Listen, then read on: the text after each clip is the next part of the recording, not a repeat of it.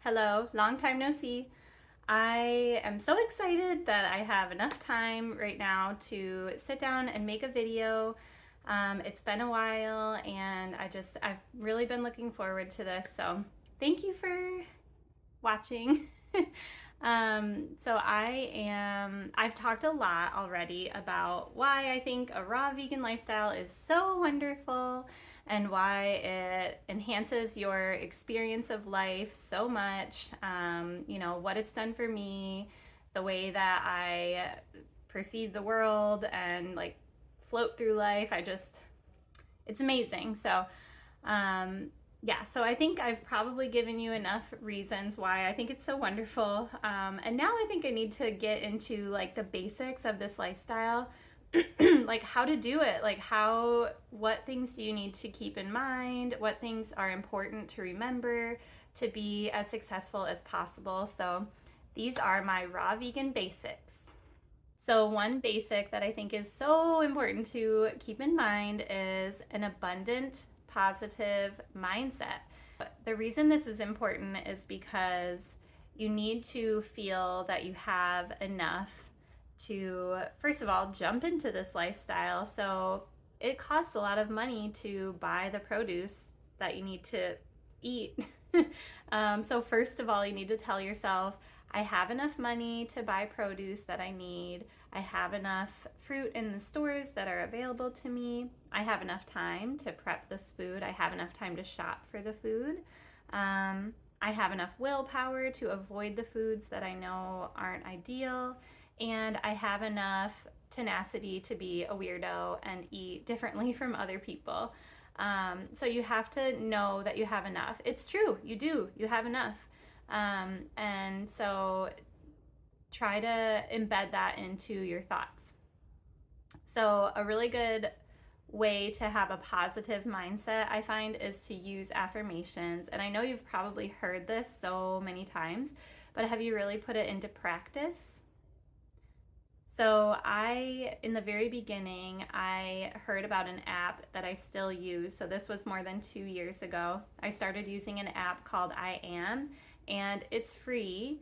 It gives you notifications throughout the day. The notifications are literally positive affirmations that you just read when you look at the notification. So you don't have to open the app and like stop what you're doing and find your positive affirmations. But that way these affirmations get embedded into your thoughts throughout the day, and they really become part of how you think as you're going through your day. Also using videos like Louise Hay, Abraham Hicks in the morning and at night. I did that in the beginning and I still do, just because I enjoy it. I enjoy the way that it makes me feel. Yeah, positive affirmations are really helpful for cultivating an abundant, positive mindset, and I think it's super important for this lifestyle.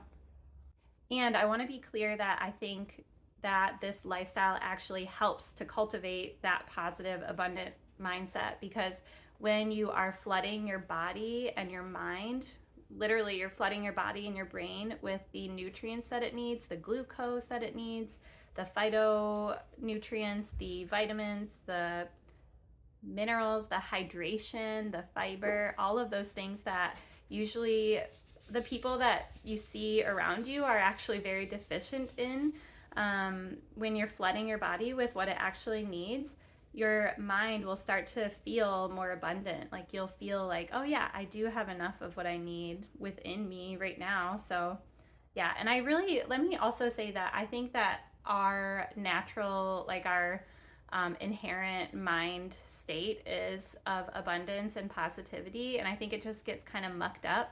So just FYI, you already have an abundant, positive mindset within you. You just need to clear out things that are blocking you from feeling that. Sorry if you hear my dogs in the background. Oh my God. But yeah, so I really think that this abundant, positive mindset will spill over into all of the areas of your life that you didn't even know it was possible for these things to spill over and like affect the rest of your life, but it really does.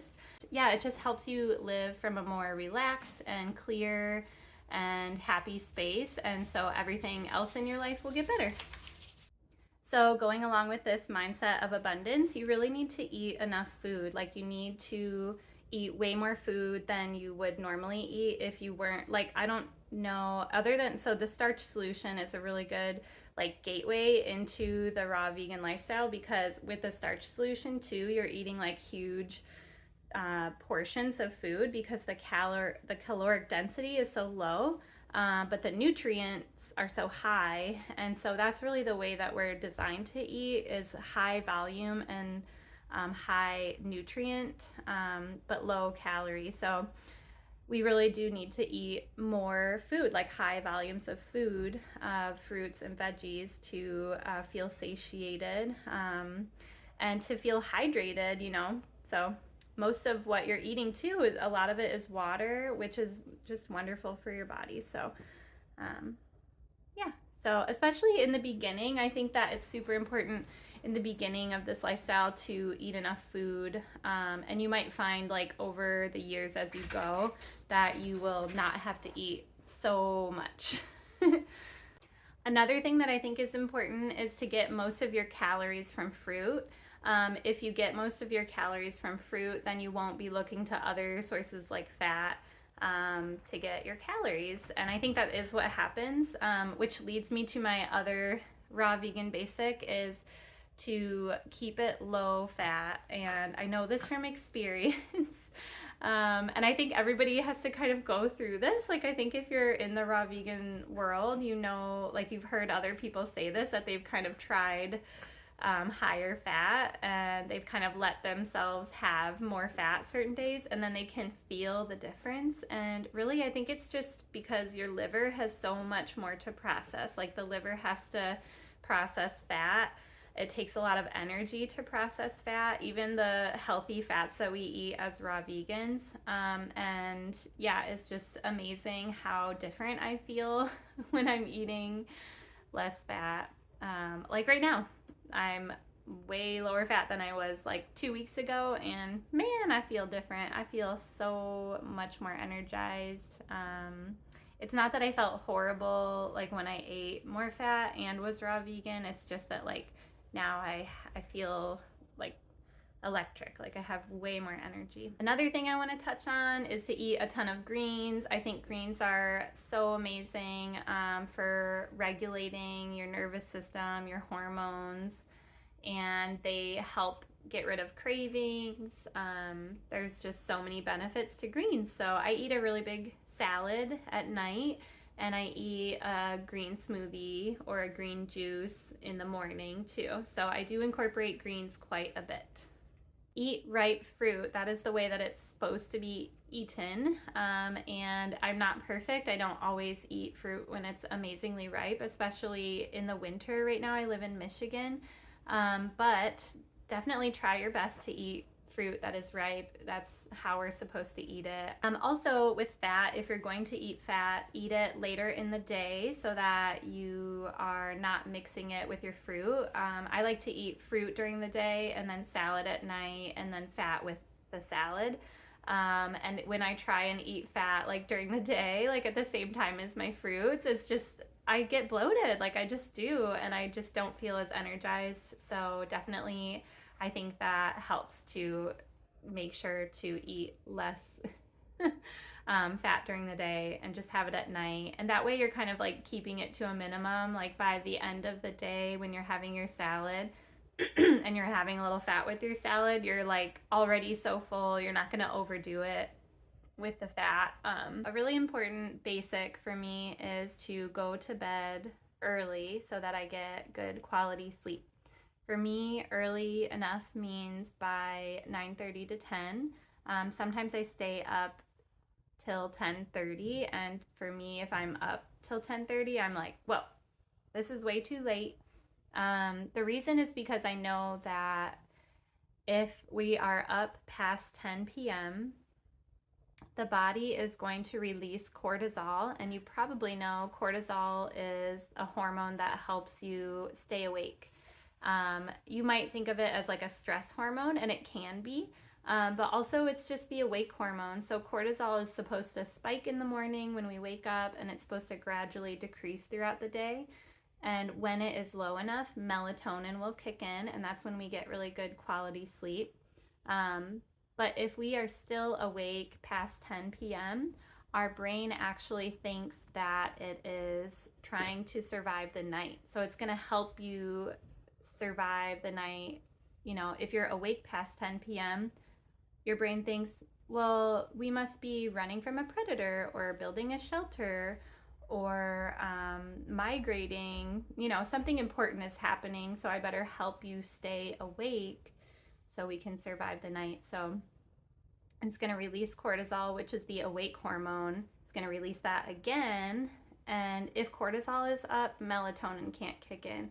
So it takes a while after cortisol spikes for it to come down, for melatonin to kick in, for you to get that really good quality sleep. So please go to bed before 10 p.m. Also, why it's important for, you know, when you're trying to transition into a raw vegan lifestyle is because if you're getting really good quality sleep, then your hunger hormones won't be going wild. You know, your nervous system will be regulated. You won't be craving unnecessary foods. And so it'll just help a lot with cravings and keeping hunger, you know, in check where it actually needs to be, so that your body isn't always looking for calories to try to like regulate itself, basically. My last raw vegan basic for this episode is, what is your primary food? So I want you to remember that your fruits and vegetables, like while they bring you so much pleasure and joy, these are not your primary food in life, or they shouldn't be. Your primary food is the social interactions, your the work that you do throughout the day, the people that you love, the things that you really enjoy doing. Those are your primary food. Like those are the things that you're alive for. Those are the things that are giving you life, really. And food is just there to help you sustain and do all of those things that you want to do in life. So I got this idea from Healthy Emmy when I was really into the starch solution. She talked about primary foods and how like primary foods are not actually foods. Primary foods are the things that, you know, give you that enjoyment of life. So it could just be like the way you feel when you're meditating. It could be like dancing, you know, it could be helping others. It could be spending time with your family. It could be a sport that you enjoy. It could be hiking. You probably have a lot of different primary foods. You probably don't have just one, but your primary food is life. And then the food just helps you sustain life. That's all I have time for today, and I'm so happy that I finally got to sit down and make another video for you, and hopefully I'll be able to chat some more soon. Take care.